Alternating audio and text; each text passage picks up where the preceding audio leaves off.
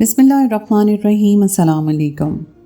Adiala jail में सज़ाए मौत की कैदी औरत ने सज़ा से पहले आखिरी ख्वाहिश में कहा कि मेरी कब्र को 9 महीने के बाद लाजमी खोलना। और फिर जब कब्र खोली तो अंदर जो मंजर देखा, चीखें निकल गईं। ये 5 नवंबर 2012 की बात है। सुबह के 4 बजे का वक्त था। मैं उस कैदी के पास पहुंच चुकी थी जिसे सज़ाए मौत होनी थी। हमारा तरीक़ेकार कुछ ऐसा था कि ऐसे किसी भी मुजरिम को वक्त से कुछ देर पहले उठाकर गुस्ल करवाया जाता और फिर उसे इबादत वगैरह के लिए वक्त दिया जाता।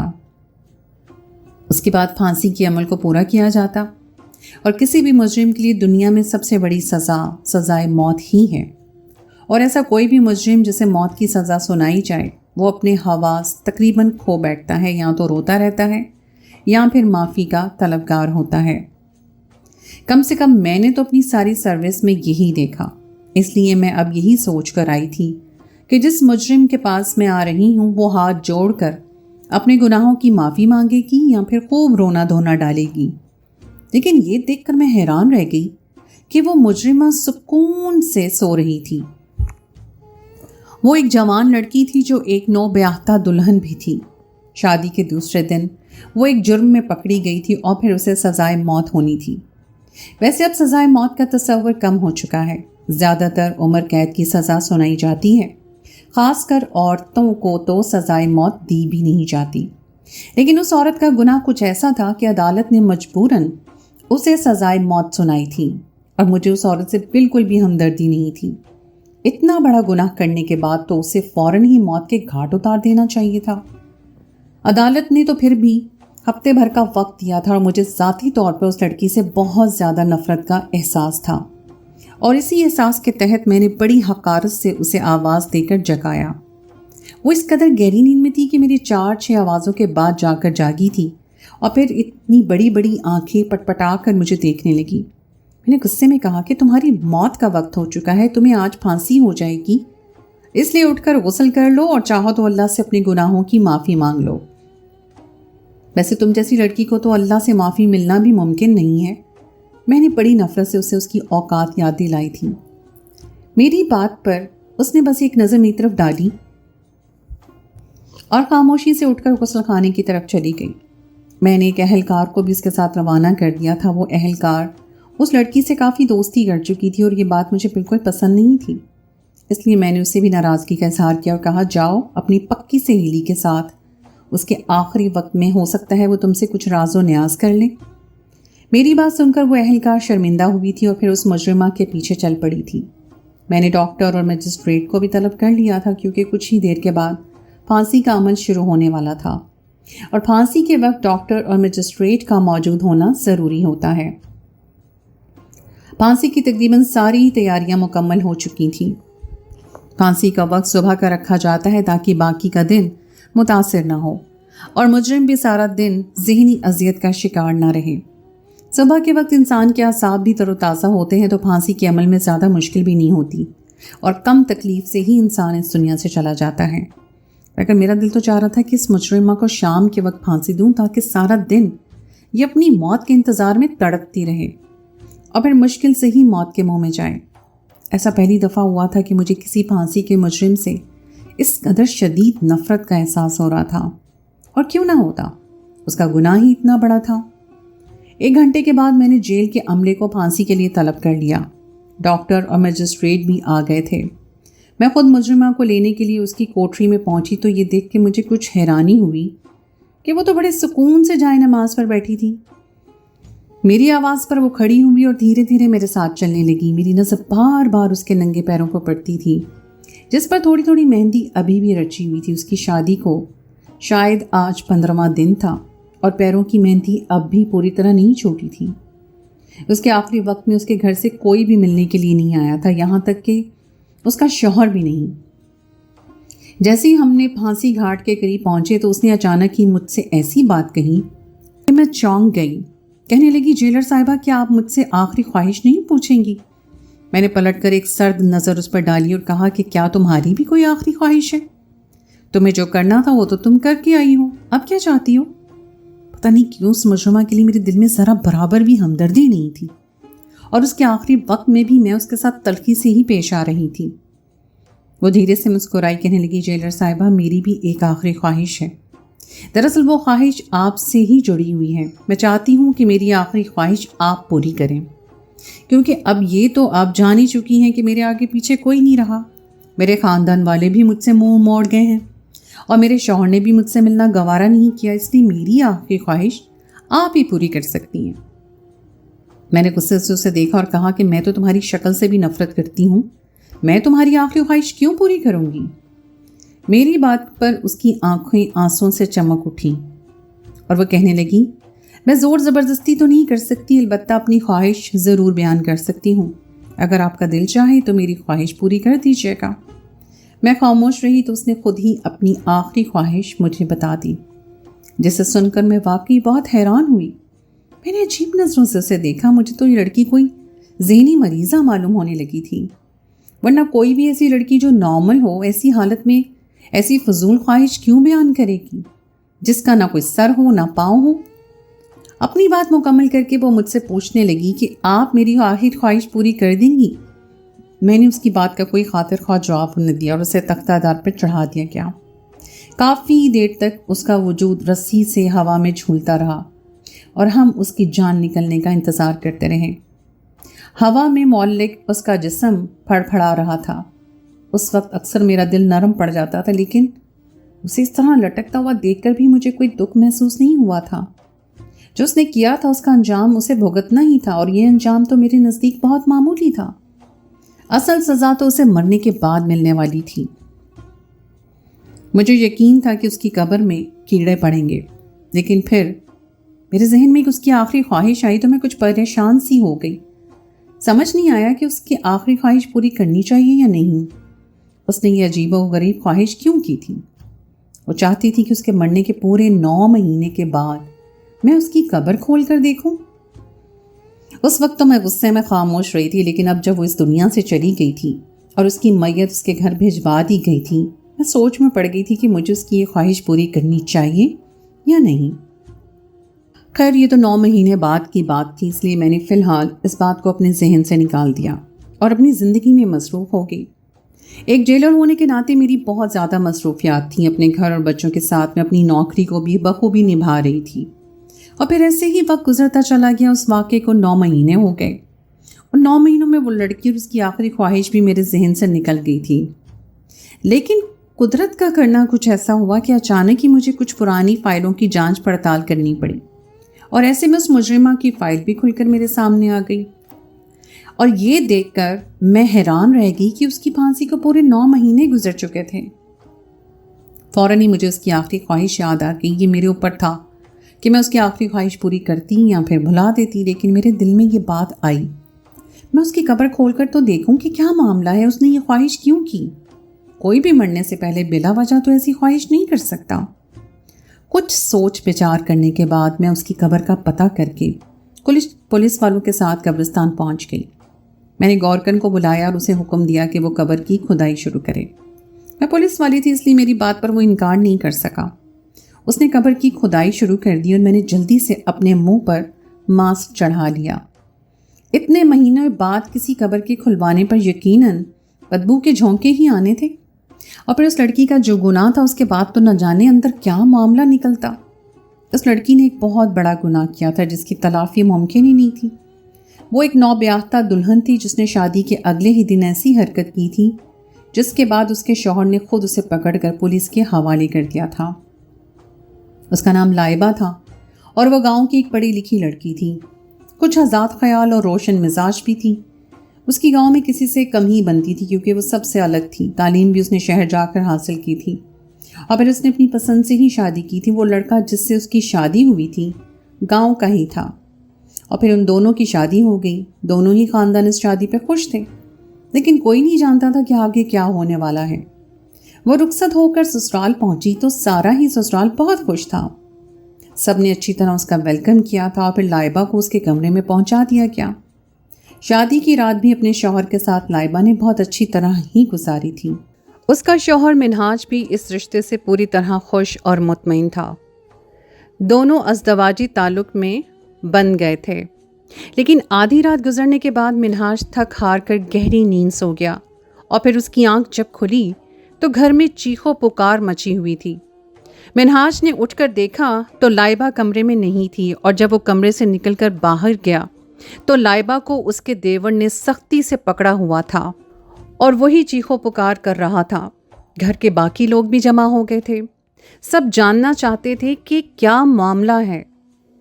اور پھر منہاج کے بھائی نے سب کو ایک ایسی چیز دکھائی جسے دیکھ کر سب کے رونگٹے کھڑے ہو گئے۔ یہ گھر کا لاؤنج تھا جہاں سب لوگ موجود تھے، اور یہیں ایک کونے میں ایک سٹینڈ بنا ہوا تھا جہاں ساری دینی کتب اور قرآن پاک رکھی ہوئی تھی، اور ان میں سے ایک قرآن پاک کو نعوذ باللہ جلا دیا گیا تھا۔ منہاج کے بھائی کا کہنا تھا کہ وہ پانی پینے کے لیے کمرے سے باہر نکلا تو اس نے لائبہ کو یہ حرکت کرتے ہوئے دیکھا، اسی لیے وہ شور مچانا شروع ہو گیا۔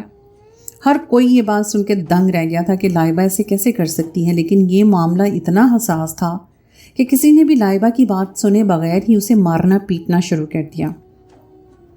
گاؤں کے لوگ تو ایسے ہی اس کو باغی سمجھتے تھے، اس لیے اس کے سسرال والے بھی اس معاملے میں فوراً اس کے خلاف ہو گئے۔ منہاج کچھ دیر تک تو اسے بچانے کی کوشش کرتا رہا، لیکن وہ خود بھی اس بات پر بہت زیادہ شاک تھا۔ منہاج بار بار لائبہ سے پوچھنے لگا کہ یہ کیا معاملہ ہے، وہ رات کے اس وقت یہاں کیا کر رہی ہے، اور یہ سب کچھ کیسے ہوا ہے، لیکن لائبہ بالکل خاموش تھی۔ اس نے کوئی جواب نہ دیا، اور منہاج کے گھر والوں نے دباؤ ڈالا کہ لائبہ کو اس بات کی سزا دی جائے۔ وہ لوگ تو لائبہ کو خود اپنے ہاتھوں سے جان سے مار دینا چاہتے تھے، اس لیے لائبہ کی جان بچانے کے لیے منہاج نے اسے پولیس کے حوالے کر دیا۔ اس یقین تھا کہ ایسے حالات میں پولیس ہی لائبہ کی حفاظت کر پائے گی، لیکن افسوس اسے بات کا تھا کہ لائبہ نے اپنے حق میں ایک لفظ نہیں کہا تھا، اور پھر وہ جلی ہوئی قرآن شریف لائبہ کے گناہ کا منہ بولتا ثبوت تھا۔ یہ معاملہ ایسا تھا کہ بہت جلد سارے گاؤں میں یہ بات پھیل گئی تھی، ہر کوئی لائبہ کے خلاف ہو چکا تھا۔ لائبہ کے دیور نے خود اس کے خلاف گواہی دی تھی، اور منہاج چاہ کر بھی کچھ نہیں کر سکا تھا، کیونکہ لائبہ نے اپنے حق میں ایک لفظ بھی نہیں کہا تھا۔ اس کے گھر والوں نے بھی اس کی حمایت نہیں کی تھی۔ سب کا یہی سوچنا تھا کہ وہ شہری ہوا کھا کر باغی ہو چکی ہے، اور اسے اپنے مذہب کا بھی لحاظ نہیں رہا۔ پھر عدالت نے مجبوراً اسے موت کی سزا سنائی، کیونکہ اس کے خلاف گواہی بھی تھی اور ثبوت بھی۔ سب سے بڑھ کر گاؤں کے لوگ اس معاملے میں کافی ہنگامہ کر رہے تھے۔ وہ تو لائبہ کو خود اپنے ہاتھوں سے مارنا چاہتے تھے، اور جب لائبہ کو سزا سنائی گئی تو پھر اس کے بعد منہاج بھی اس سے ملنے کے لیے نہیں آیا۔ اس نے بھی یہ بات مان لی کہ یہ حرکت لائبہ کی ہی ہے۔ لائبہ کی پھانسی کو سزا دے دی گئی، البتہ جاتے جاتے وہ مجھ سے آخری خواہش کر کے گئی، اور آج اس آخری خواہش کی وجہ سے ہی اس کی قبر کے پاس میں کھڑی تھی۔ کچھ ہی دیر میں قبر کی کھدائی مکمل ہوئی، اور اندر کا منظر دیکھ کے میرے رونگٹے کھڑے ہو گئے۔ مجھے اپنی آنکھوں پر یقین ہی نہیں آیا کہ کچھ ایسا ہی حال وہاں موجود سب لوگوں کا تھا۔ 9 ماہ گزرنے کے بعد یہ سب کس طرح ممکن تھا، وہ بھی لائبہ جیسی لڑکی کے ساتھ جو صرف ایک رات کی دلہن تھی۔ میں ہزاروں سوال دل میں لیے اپنی ڈیوٹی کے لیے جیل چلی آئی۔ سمجھ ہی نہیں آ رہا تھا اس معاملے میں کس سے بات کروں، کسے بتاؤں کہ میں نے قبر میں کیا دیکھا ہے، اور یہ کیسے ممکن ہوا۔ میرے حساب سے تو قبر میں کیڑے پڑنے چاہیے تھے، لیکن قبر کے اندر تو… میں اپنی ہی سوچوں میں گم تھی کہ وہ اہلکار میرے پاس کسی کام سے آئی جو لائبہ کے ساتھ ساتھ رہتی تھی۔ میں نے ایک نظر اس پر ڈالی اور پھر اسے اپنے پاس بٹھا لیا۔ پھر اسے پوچھا کہ بتاؤ، اس مجرمہ نے تمہیں کبھی کچھ بتایا تھا؟ وہ میرا چہرہ دیکھ کے حیران رہ گئی، کہنے لگی آج اتنے مہینوں کے بعد آپ کو لائبہ کا خیال کیوں آیا؟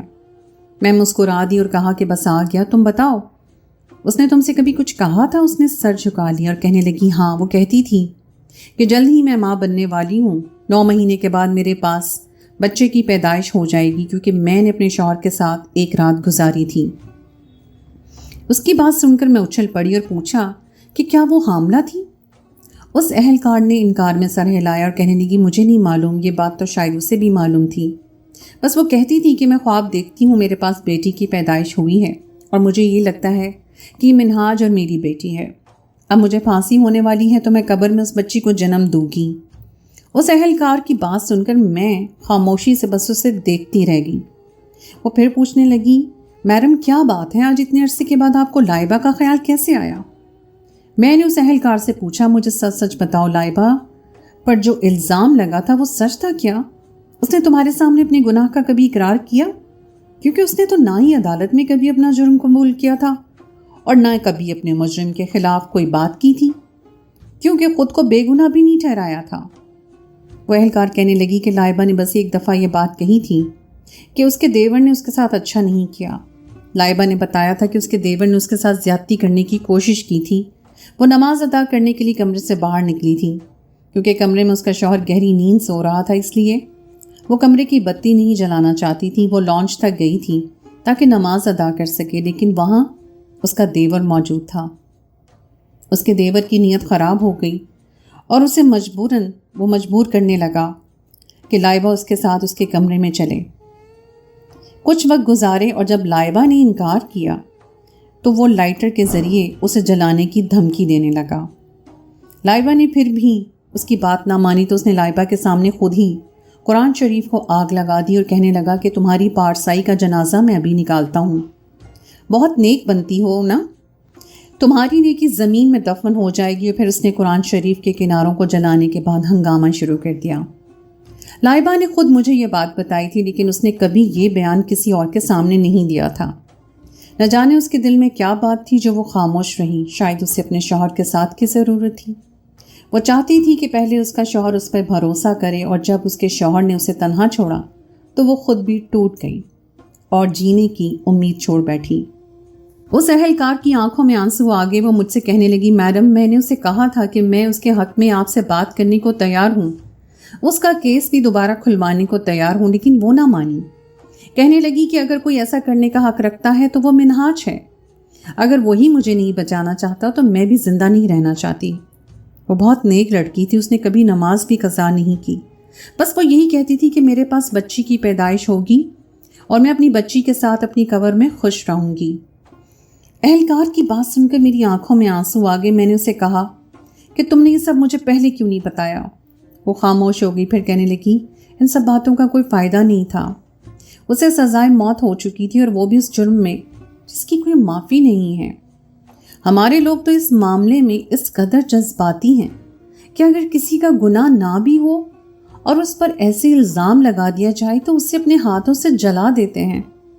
اگر ہم لائبہ کو یہاں سے باہر نکال بھی دیتے تو بھی دنیا کو اس کے ساتھ یہی سلوک کرنا تھا۔